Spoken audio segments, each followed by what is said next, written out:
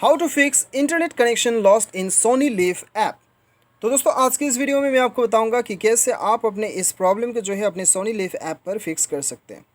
तो दोस्तों इसके लिए दोस्तों आपको यहाँ पे दो सेटिंग करना है। सबसे पहले तो दोस्तों आप मेक श्योर कर लीजिए कि आपका इंटरनेट कनेक्शन ऑन है, क्योंकि कभी कभी इंटरनेट कनेक्शन ऑटोमेटिकली ऑफ हो जाता है, तो इस वजह से आपको ये प्रॉब्लम शो हो सकता है। ठीक है, लेकिन दोस्तों इंटरनेट कनेक्शन ऑन होने के बावजूद भी आपको ये प्रॉब्लम आ रहा है, तो दोस्तों आपको क्या करना है, आपको सिंपली सेटिंग्स पे जाना है।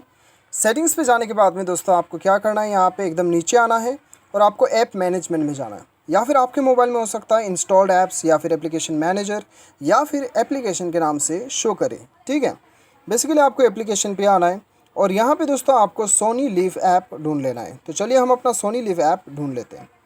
तो यहाँ पे सोनी लीव ऐप आ चुका है, इसके ऊपर आपको क्लिक करना है। उसके बाद में दोस्तों यहाँ पे आपको इसे एक बार फोर्स स्टॉप कर देना है।